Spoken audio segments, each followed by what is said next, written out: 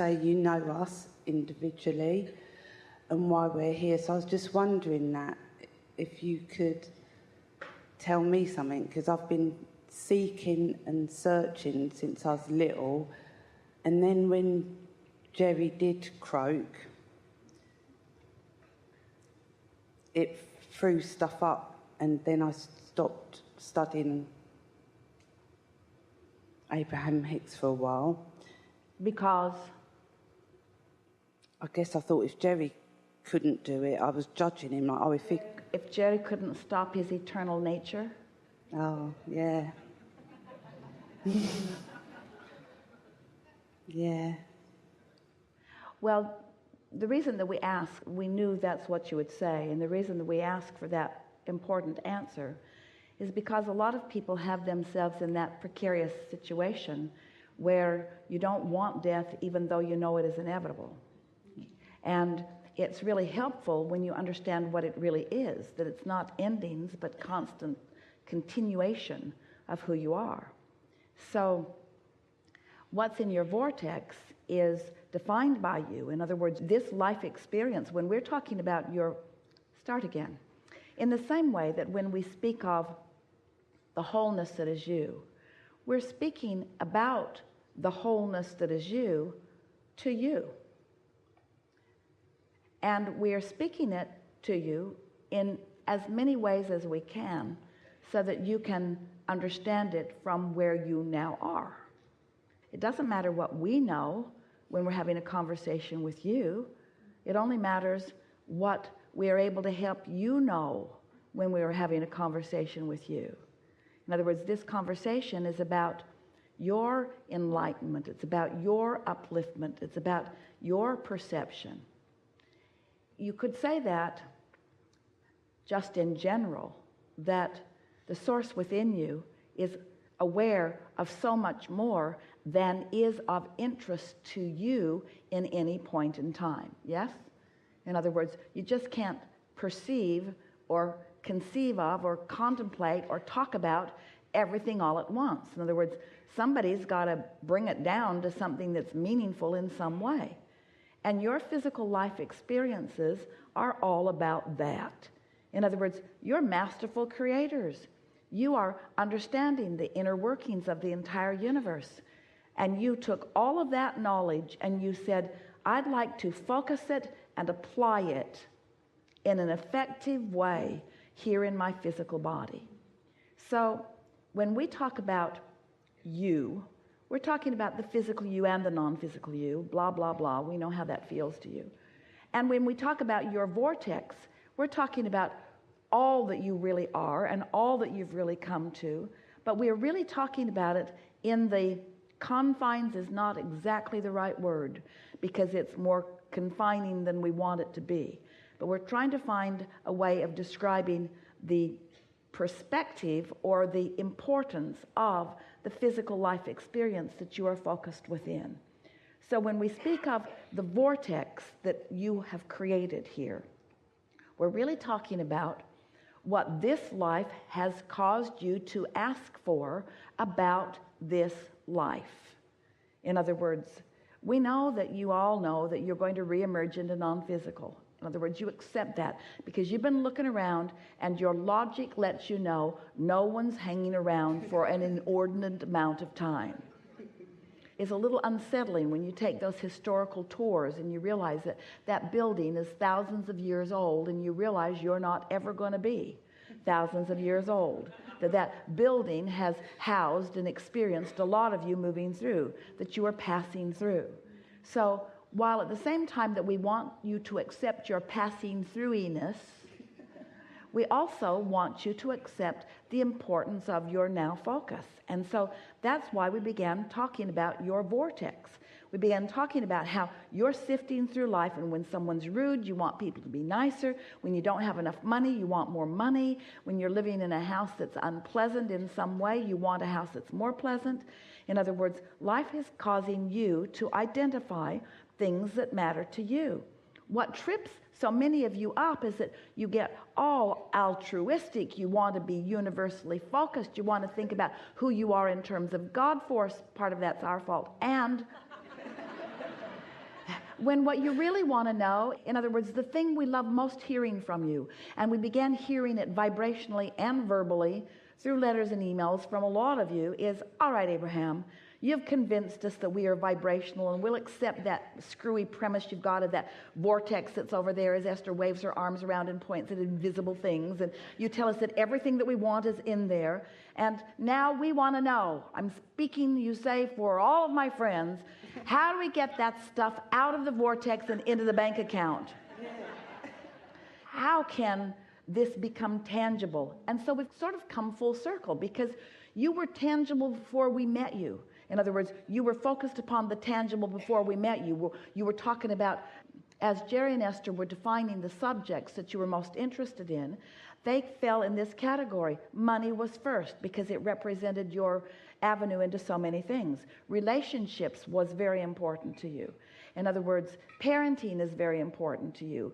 Politics is material to you in some ways. In other words, there are just a handful of things that you want to talk about, and well, you should. In other words, you're focused here, and this is the way you're interplaying with one another. These things must be important to you.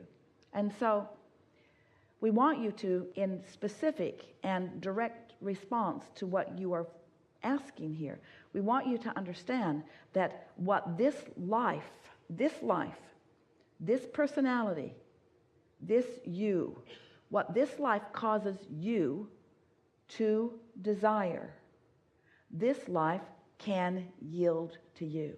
And that really is what we are all about here, because you don't have to know that you're non-physical in order to be non-physical again. It's going to happen whether you know it or not.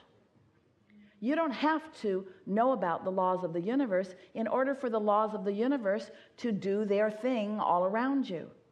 You don't have to know that you're an eternal being in order to be one. You don't have to know that you are worthy in order to be worthy. You don't have to know the Source loves you in order to be loved by Source. In other words, nothing goes wrong if you don't know any of those things. But we want to play with you because we want you to deliberately identify the things that do matter to you. And we want you to deliberately know the path to get to those things, because things just happening to you is not the satisfying experience that you intended for yourself. That's that larger vortex.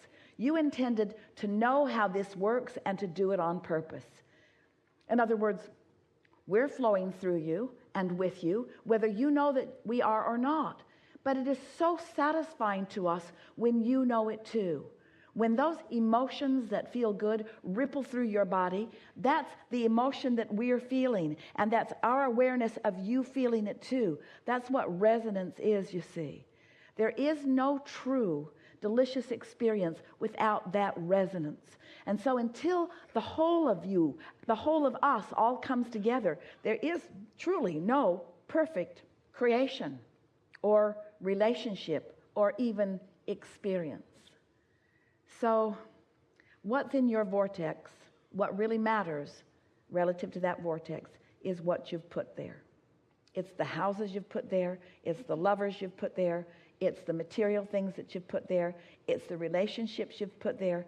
But it's also the how you want to be in the world that you've put there. It's the how you want to feel. It's the how you perceive the world to be. It's all of the things that make up how you feel. That's what's in there, you see. There are no limits to what you can accomplish.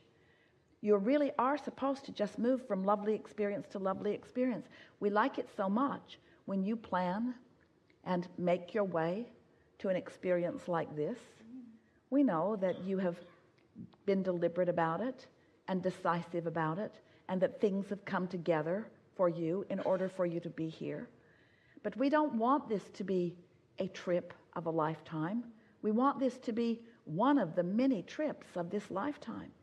We don't want this to be something that stands out in its unusualness. We want this to be how it just is for you. When Esther says, someone said the other day, because she was in the midst of accomplishing the creating of something really amazing by most standards and magnificent by her standards, a really pleasing creation. And someone said to her, It doesn't even seem possible that this could happen this fast or this big.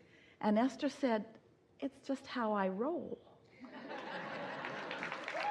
And she liked knowing that. She liked knowing the logicalness of it, the next logical steppiness of it, the naturalness of it. In other words, this is what we wish for you. We want you to know how big your life is, and we want you to experience it in its bigness. But by bigness, we mean never-ended funness. We mean never-ended pleasing of you. We want you to go from something that's interesting to something that's fun, to something that's fascinating, to something that's adventurous, to something that's exciting. Just pleasurable, pleasurable, pleasurable in all the ways that you want pleasurable to be. That's what's in your vortex. Nowhere is there poverty. Nowhere is there pain. Nowhere in this vortex that the source within you has helped you to create, nowhere is you proving worthiness. There are no lessons to be learned in your vortex. There are no things that you ought to do or that you got to do or that you should do. In other words, there's just the fulfillment of who you are. And yes, you had a really good head start when you came into this physical body. Yes, for sure. There were intentions that you held from that non-physical, non-resistant point of view that are in your vortex. There was a momentum of well-being that was there in your vortex. But it's the stuff you've put there since you got here that is the meat of this life experience. And it's this stuff that we revel so much in you allowing you to get. You see what we're getting at? And it's not just stuff that you put there. Oh, it's really fun to come into this work and to begin to accept the fullness of who you are and to begin to realize the manifestations of things that you've been asking for a while. But we really like it most when you begin to get the hang of this and you begin to accept that you're putting new stuff in. You're putting new stuff in all the time. Oh, yeah, didn't know I even wanted that. Yeah, I want that too. Yeah, I want that too. Yeah, I want that too. We want your vortex to be brimming with all kinds of more wonderful things that you're carving out of this time-space reality. You are not limited beings, and when you limit yourself, you deprive yourself of being who you really are. You're rambunctious. You're not greedy because greed implies that there is shortage. You are knowing that there is no shortage. You are knowing that you are unlimited. And so the more that you're asking for and the more that you're allowing, then the more the momentum of your life experience. And isn't it the momentum? Doesn't momentum ring true to you? Can't you feel? Isn't momentum what you're reaching for? Wouldn't you really rather run than crawl? Don't you like the feeling of the wind in your ears? Don't you like that? Don't you want to put your head out the window like your dog does? Don't you want to be more alive? Don't you want to feel all of that, you see?